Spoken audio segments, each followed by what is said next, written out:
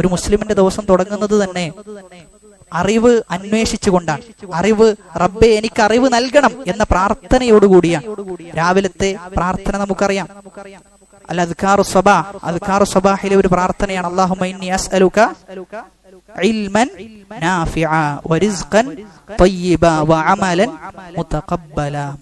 ഒരു മനുഷ്യന്റെ ജീവിതത്തിൽ 3 ലക്ഷ്യങ്ങളാണ് അതിൽ പറഞ്ഞു വെക്കുന്നത്. ഒന്നാമത്തേത് നാഫിആയ ഇൽമ്, റബ്ബേ ഞാൻ നിന്നോട് ചോദിക്കുന്നു. രണ്ടാമത്തേത് കബൂല്, സ്വീകരിക്കപ്പെട്ട അമല് ഞാൻ നിന്നോട് ചോദിക്കുന്നു. മൂന്നാമത്തേത് റിസ്ഖിനെയാണ് ചോദിക്കുന്നത്. ഒരു മനുഷ്യന്റെ ജീവിതത്തിൽ എന്തായാലും ഉണ്ടാകേണ്ട 3 കാര്യങ്ങളാണ്.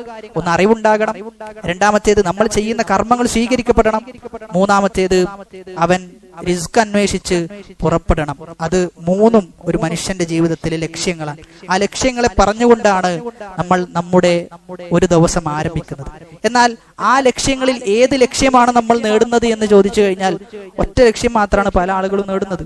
റിസ്ക് ഒരുപാട് ആളുകൾ നേടുന്നു, എന്നാൽ ദീന് പഠിക്കാൻ ഒരു കുറച്ച് സമയം പോലും നമ്മൾ കൊടുക്കാറില്ല.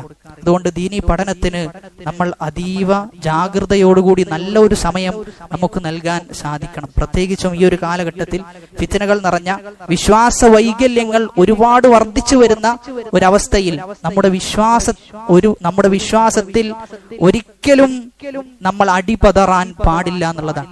നമ്മൾ പിടിച്ചു നിൽക്കാൻ നമുക്ക് സാധിക്കണം.